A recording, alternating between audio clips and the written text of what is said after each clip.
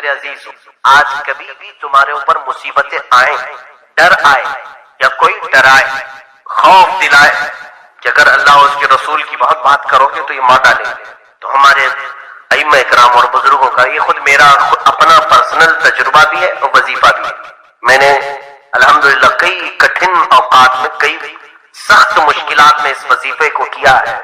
آپ کو بھی اس چیز کی میں اجازت دیتا ہوں، کبھی بھی ایسی کوئی سخت چیز آ جائے، حل ہونے جیسی لگتی نہیں ہے اور ڈر سوار ایک دن میں اس آیت کریمہ کو حسبنا اللہ و نعم الوکیل، اور اس کے علاوہ دوسری آیت ہے وہ 16ویں پارے کے اخیر میں، نعم المولا و نعم النصیر۔ دو حصے ہیں، ایک حصہ یہاں ہے، ایک حصہ وہاں ہے۔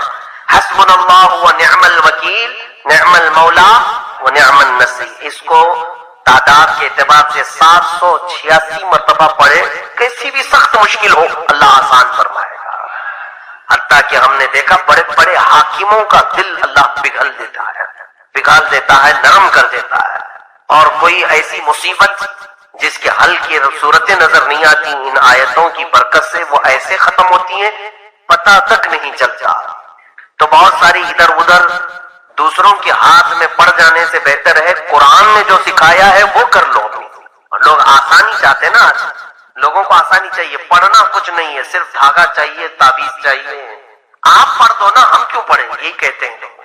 اللہ نے آپ کو علم دیا ہے، آپ قرآن کے حافظ ہیں، آپ عالم مفتی ہیں، آپ پڑھ دو، ہم ہی پڑھیں سب۔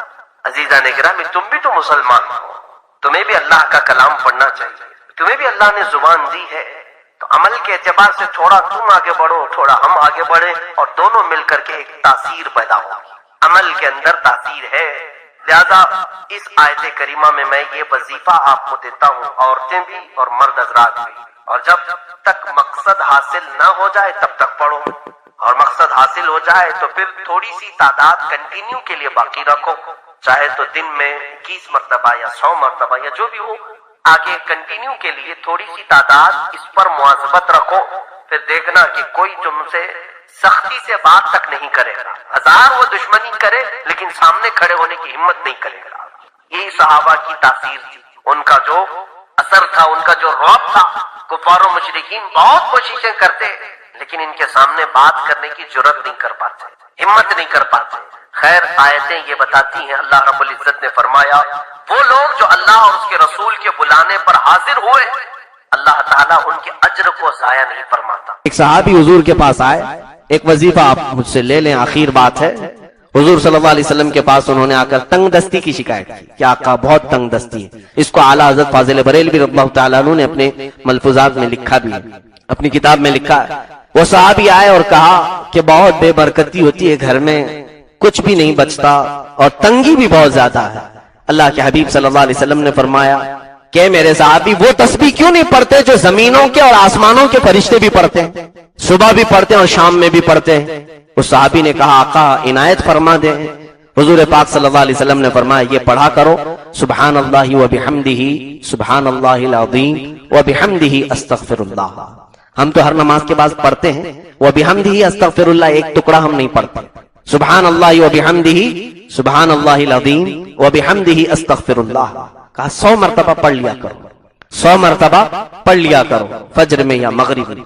اعلیٰ حضرت نے اس کو لکھا ہے کہ وہ صحابی تقریباً 1 مہینے کے بعد پھر کچھ شکایت لے کر کے آئے حضور کے پاس، شکایت پہنچانے والوں میں آپ کھڑے تھے۔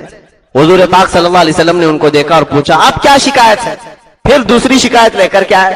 اس صحابی نے کہا کہ حضور اب کی شکایت یہ ہے کہ مال اتنا ہو گیا ہے کہ رکھنے کی جگہ میرے پاس نہیں ہے، اتنا میرے پاس ہو گیا ہے کہ رکھنے کی جگہ نہیں ہے، میں اس چیز کی قلت کی شکایت لے آیا ہوں کہ جگہ کی تنگی ہے۔ یہ اندازہ کریں اس تسبیح کا اثر اس لیے ہے کہ وہ رسول کریم صلی اللہ تعالی علیہ وسلم کی مکمل طور پر اتباع اور پیروی کرتے تھے، اور اس کے بعد وہ وظیفہ انہیں کام آیا۔ آپ بھی کریں، لیکن ساتھ میں میری دعوت یہ ہوگی جو بے برکتی لانے والے کام ہیں ان کو پہلے ختم کرو، ان کو پہلے ختم کرو۔ کیا قرآن کی آیتیں پڑھ کر کسی پر پھونک مار سکتے ہیں کہ نہیں؟ آپ روح کی تبدیلی کی طرف توجہ کریں، روح کی تبدیلی۔ اسی لیے میرے آقا صلی اللہ تعالی علیہ وسلم نے جن لوگوں کو مسیحا بنایا، शायर ने यही कहा है, खुद न थे जो राह पे औरों के हादी बन गए, क्या नजर थी जिसने कि मुर्दों को मसीहा कर दिया। मेरे आका सल्लल्लाहु तआला अलैहि वसल्लम ने उनको मसीहा बनाया। बाद सहाबा ऐसे हैं, एक सफर पर हैं, कहते एक आदमी पेट के दर्द से तड़प रहा था।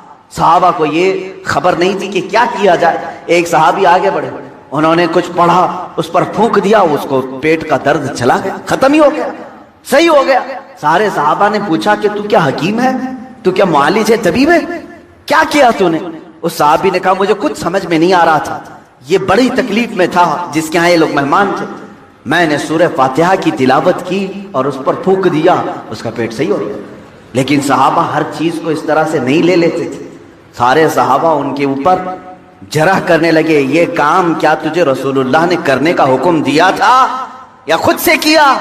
उस सहाबी ने कहा नहीं, हुजूर ने तो ऐसा कुछ कहा नहीं, मैंने खुद किया। पकड़ कर ले चले हुजूर की बारगाह में। क्या कुरान की आयतें पढ़कर किसी पर फूंक मार सकते हैं कि नहीं? यहीं से, इस हदीस से ही साबित होता है कि हम जो बुजुर्गाने दीन के पास दम कराने के लिए जाते हैं, वो साहबा आए, कहा ए अल्लाह के नबी सल्लल्लाहु अलैहि वसल्लम, आपके इस सहाबी ने आज एक अजीब और गरीब अमल किया। कहा क्या किया? एक शख्स का पेट शिद्दत से दर्द कर रहा था, इन्होंने सूरह फातिहा पढ़ करके उस पर दम कर दिया। हुजूर मुस्कुराए और फरमाया क्या तुम्हें मालूम नहीं सूरह फातिहा का एक नाम सूरह शिफा भी है? सूरह फातिहा का एक नाम सूरह शिफा भी है। मेरे सहाबी ने जो किया बिल्कुल सही किया। अजीजा ने गिरामी वकार, सूरह फातिहा आप भी पढ़े हैं, बहुत सारे लोग पढ़े, फूंक मारे, कितनों का दर्द जाएगा। यहां क्या है? जुबान की तासीर है। जब दिल अंदर से पाक हो, जुबान से जो निकले वो असर रखता है। महबूब इलाही के पास एक शख्स आया, उसने अपनी बच्चियों की शादियों की शिकायत की कि घर में कुछ भी नहीं है, माल कुछ नहीं है, आप कुछ रहम फरमाए। उन्होंने 2-3 ढेले उठाए और 3 बार कुल वल्लाहु अहद पढ़ करके दिया, उसके हाथ में दिया। तो बंदा कहता है मैं घर लेकर गया, वो ढेले तो देखा वो सोने के थे, गोल्ड थे। मैंने बेचा, शादी की, लेकिन फार्मूला तो मिल गया था। उसने भी अपने घर में ढेले उठाए और कुल वल्लाह पढ़ने लगा। 1000 बार पढ़ लिया, ढेला तो ढेला ही था, कुछ नहीं हुआ। दूसरे दिन वो आया महबूब इलाही के पास, कहा आपने उस दिन मुझे जो दिया था क्या पढ़ के दिया? कहा कुल वल्लाह पढ़ के दिया था। कहा मैं कितनी मर्तबा आपने पढ़ा था शेख मोहतरम? महबूब इलाही ने कहा 3 बार पढ़ा था। कहा मैं 1000 बार पढ़ा, ढेला बदला ही नहीं, वैसे ही है। महबूब इलाही ने फरमाया जा पहले अपनी रूह बदल ले, हर चीज बदल जाए। अपना दिल बदल ले, अल्लाह तेरी जुबान से हर चीज को बदल देगा। आपकी तासीर जो खत्म होगी तो रूह के बदलने से। आपने अपनी रूह को और अपने कल्ब को गलाजतों में अगर रखा है तो जुबान की तासीर खत्म हो जाती। हजरत सैयदना सुलेमान जजूली रहमतुल्लाह ताला, जो दलाइलुल खैरात शरीफ के मुसन्निफ, वो कहते हैं दुरूदों का मजमुआ उन्होंने लिखा है, किताब लिखी है। हम सफर पर थे, असर की नमाज का वक्त था, टाइम खत्म हो रहा था, कुआं करीब में था, वजू करने के लिए, पानी निकालने के लिए कोई चीज नहीं थी। हम परेशान थे साथी लोग। एक छोटी सी 10 साल की बच्ची आई, उससे कहा बेटा तुम्हारा घर करीब है तो बकेट कुछ ले आओ, डोल ले आओ, पानी निकाल कर हम वजू करना चाहते हैं। उस लड़की ने कहा पानी चाहिए। वो गई उस कुएं के पास, खड़ी होकर अपना थूक दिया उसने, और पानी जोश मारकर ऊपर आया। उन लोगों ने वजू किया। सुलेमान जजूली फरमाते हैं मैंने बच्ची को रोक लिया, बेटा रुक जा, हम नमाज पढ़ेंगे, बाद में तुझसे बात करेंगे। नमाज के बाद उन्होंने कहा अल्लाह का वास्ता देता हूं, कौन सा वजीफा करती हो, कौन सा अमल करती हो, तुम्हारे थूक से कुएं का पानी ऊपर तक कैसे आया? वो बच्ची क्या कहती है, कोई वजीफा नहीं, मेरे बाप नेक है, उन्होंने सिर्फ इतनी तरबियत की है कि बेटा झूठ कभी नहीं बोलना, हराम कभी नहीं खाना, झूठ कभी ना बोलना, हराम कभी ना खाना। इन 2 चीजों पर हमारा अमल है। अल्लाह रब्बुल इज्जत ने जुबान में असर रखा है। अजीजा ने गिरामी, ये करामात की दुनिया है, लेकिन मैं आपसे ये कहूंगा करामात बाज औलिया को दी गई हैं, हर एक के लिए नहीं। लेकिन तुम्हारे लिए सबसे बड़ी करामत यह है कि कुएं का पानी बाहर आ जाए, समंदर का पानी हट जाए, ये करामात अलग हैं। मैं कहता हूं एक मोमिन के लिए सबसे बड़ी करामत यह है तुम इधर से जुबान से एक कलमा बोलो, सामने वाले का दिल बदल जाए, उसके दिल में इनकलाब आ जाए, ये तुम्हारी करामत है, ये तुम्हारी करामत। लेकिन कब होगा? जब तुम खुद अपने आप को बदलने की सोचो। खुदा ने आज तक उस कौम की हालत नहीं बदली, न हो फिक्र जिस कौम को खुद अपनी हालत बदलने का, न हो फिक्र जिसको खुद अपनी हालत बदलने का। अजीज़ान गिरामी वक़ार, रसूल मुहतरम सल्लल्लाहु तआला अलैहि वसल्लम का एक मुख्तसर सा अरसा जो हमारे दरमियान रहा है पूरी कायनात में, मैं तेजी से आज सुना करके आपके सामने से बारगाह मुस्तफ़ा में इल्तिजा भी करूंगा। वो मक्का मुकर्रमा की सरजमीन 14 सदियां पहले, आज से 1400 से 42 चल रहा है, इसको और 53 मिला लें, इसके साथ और 53 मिला ले, यानी तकरीबन 1495 के साल के करीब हो गया। इससे पहले मेरे आका सल्लल्लाहु तआला अलैहि वसल्लम आज ही का दिन था जो फर्शे गीती पर तशरीफ लाए। वो आमिना का दुर्रे यतीम, वो अब्दुल्लाह का नूरे नजर, बारगाह मुस्तफ़ा सल्लल्लाहु तआला अलैहि वसल्लम में खिराज अकीदत के लिए मैं बात कर रहा हूँ। वो दुर्रे यतीम जब घर तशरीफ लाया तो ऐसा घर था कि बाप पहले से नहीं है, माँ अकेली है, मुआवजा देने की ताकत नहीं रखती। दाया के हाथ में दे दिया हलीमा सादिया को, ये कह करके कि 2 साल दूध पिलाएगी, उजरत की तमन्ना मत रखना, मेरे घर में माल की बड़ी शिद्दत की कमी है। इस बच्चे का बाप नहीं, ये यतीम बच्चा है। हलीमा सादिया ले गई, लेकिन बरकात पे बरकात उन्होंने देखा है। रसूल पाक को अपने गोद में खिलाया। हलीमा सादिया कहती हैं ये आम बच्चा नहीं था, इनके आते ही बनु साद की सारी बकरियों के थन दूध से भर चुके थे और सारे बच्चे हुजूर पाक सल्लल्लाहु तआला अलैहि वसल्लम को देखने के लिए आते थे। हत्ता कि हलीमा सादिया की बेटी शैमा कहती हैं, शैमा क्या कहती हैं कि हमारे कबीले में, हमारे मोहल्ले में रिवाज था, रात के वक्त या शाम के वक्त सारी लड़कियां जो उनके उम्र की थी, शैमा के उम्र की थी, वो कहती हैं अपने अपने छोटे भाइयों को, जिसका भाई होता लेकर के आती थी, कंपटीशन चलता था। बहन अपने भाई को दिखाकर कहती किसका भाई ज्यादा खूबसूरत है। हर खातून, हर बहन अपने छोटे भाई की गोद में लाकर उसके नाक नक्शे बयान करती, अरे मेरे भाई की तो पेशानी बड़ी चौड़ी है, ये खूबसूरती की अलामत है। कोई कहती मेरे भाई की तो आंखें बड़ी झील जैसी हैं और ये बड़ा खूबसूरत है। हर खातून, हर बहन गोद में लिए हुए बच्चे को अपने भाई पर फख्र करती। और हज़रत शैमा कहती हैं जब इस मजमे में मैं मेरे भाई मोहम्मद को लेकर के आती, अल्लाह अल्लाह, वो कहती हैं सारी मेरी सहेलियां उठ खड़ी होती, कहती शैमा तेरे भाई के साथ हमारे भाइयों का मुकाबला नहीं, यह हमारा आपस का मुकाबला है, यह हमारा आपस का कंपटीशन है। तू कभी मोहम्मद को हमारे दरमियान ना ला, इसलिए कि इसके मुकाबले में 14वीं का चांद भी शर्मा जाता है। यह बनु साद की खवातीन का कहना है। हजरत शैमा कहती हैं उस मुकाबिल में मैं कभी रसूल पाक को ले जाती तो वो एक्सेप्ट नहीं करती, कहती कि शैमा तेरे भाई के साथ हमारे भाइयों का मुकाबला नहीं। व अहसनु मिन कलम तरखत्तु आईनी व अजमलु मिन कलम तलिदिन निसाउ, या रसूल अल्लाह आपसे ज्यादा हसीन मेरी आंखों ने देखा नहीं, आपसे ज्यादा जमील किसी माँ ने जना नहीं। वो 2 साल की उम्र पाक में हलीमा सादिया दौड़ती हुई वापस मक्का ले आई और हजरत आमिना से कहा मैंने 2 साल का अरसा आपसे मांगा था, लेकिन 6 महीने और बढ़ा करके दे दो, उजरत भी नहीं चाहिए, मुआवजा भी नहीं चाहिए। लेकिन हजरत बीबी आमिना ने अपने पास अपने साहबजादे को रख लिया। 2 साल के अरसे में घर में कितने अफराद हैं? कौन है? बाप नहीं है, दादा है अब्दुल मुत्तलिब, वो भी बुढ़ापे को पहुंचे हुए हैं। रसूल पाक सल्लल्लाहु तआला अलैहि वसल्लम अपने दादा की सरपरस्ती में हैं। 6 साल की उम्र में अपनी माँ के साथ ननिहाल का सफर किया, मदीना का सफर किया।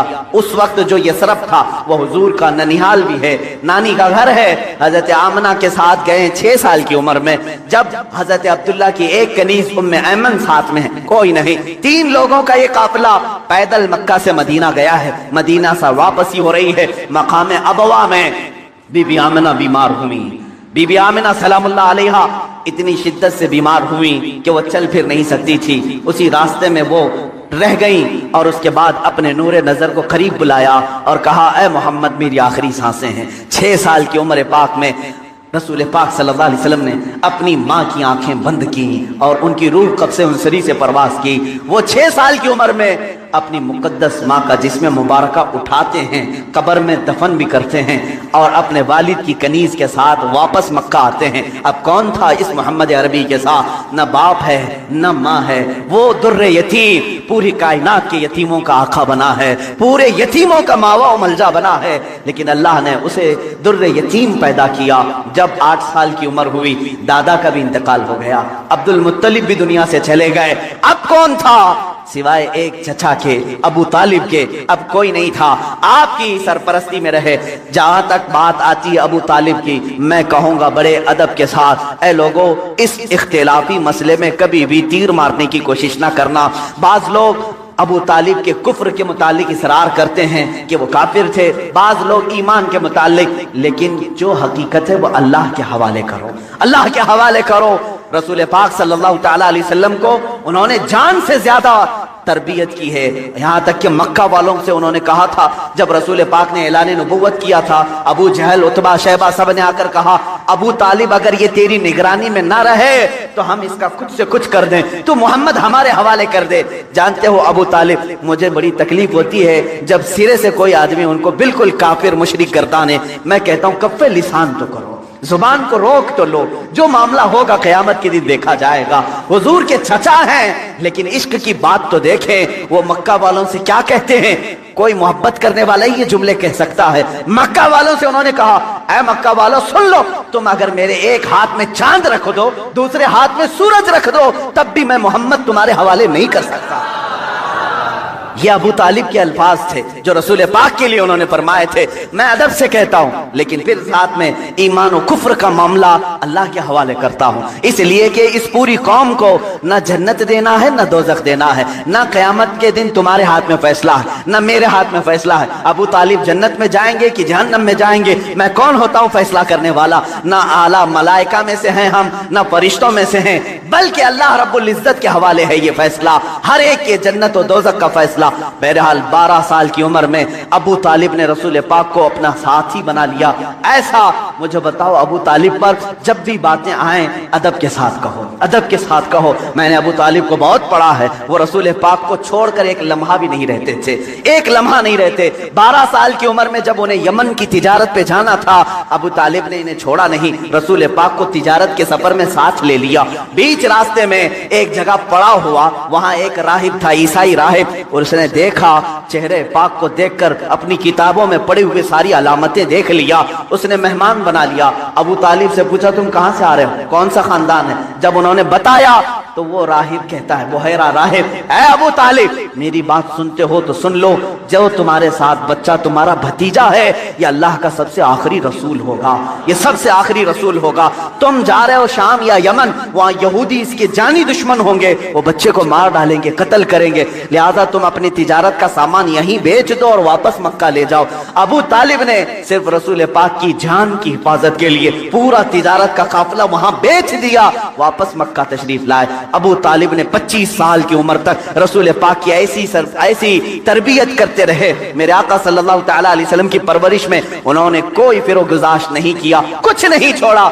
जब आपकी उम्र 25 साल की हुई, मेरे आका की शादी की उम्र है, ये शादी की उम्र है, रसूल पाक को सामने से पैगाम आया बीबी खदीजतुल कुबरा का, जो मक्का की ताहिरा थी। लोग कहते होंगे मालदार से शादी किया, बल्कि आपको ये मालूम नहीं, पूरे मक्का में हजरत खदीजा का एक लक़ब मशहूर था, ताहिरा उनको कहा जाता था। हुजूर के पास जब उनका पैगाम निकाह आया, आपने एक्सेप्ट किया। आप सोचें, 25 साल की उम्र में 40 साल की खातून से निकाह करने वाला सिर्फ औरतों का दिलदादा नहीं हो सकता, वो भी बेवा औरत। 2 शोहर उन्हें उनके हो चुके थे, इससे पहले इंतकाल कर चुके थे। तीसरे शोहर मेरे आका हैं, रसूल पाक सल्लल्लाहु तआला अलैहि वसल्लम की शादी हो रही है। शादी का जो खुतबा निकाह है कोई और नहीं, अबू तालिब ही पढ़ रहे हैं। अबू तालिब ने खुतबा पढ़ा, खुतबे के अल्फाज भी देखें, कहीं एक शिरक नहीं, कहीं एक कुफ्र नहीं, बल्कि अल्लाह की हम्द व सना है, रब्बे जुल जलाल की तारीफ व तौसीफ है। उसके बाद रसूल पाक की तारीफ भी उस खुतबे में मौजूद है, वो खुतबा आज भी मौजूद है, किताबों में लिखा हुआ है।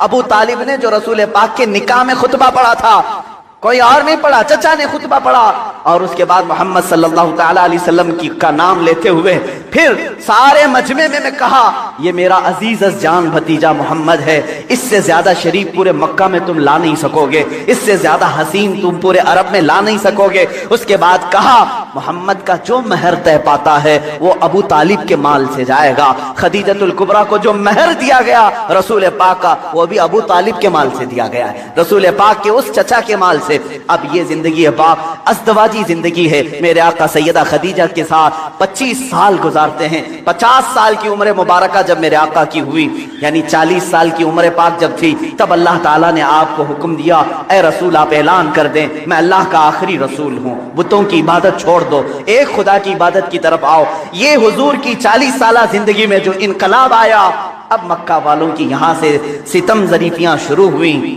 میرے آقا نے سب کو جمع کیا مکہ کے ایک سرزمین پر میدان میں، پوچھا کہ میرے بارے میں تمہارا کیا خیال؟ سبوں نے کہا تم آج تک کبھی جھوٹ نہیں بولے اور کبھی کسی کی امانت میں خیانت نہیں کی. حضور نے فرمایا اے مکہ والو، اگر میں یہ کہہ دوں ان پہاڑوں کے پیچھے ایک فوج چھپی ہے جو تم پر حملہ کرنا چاہتی ہے، کیا میری اس بات پر یقین کرو گے؟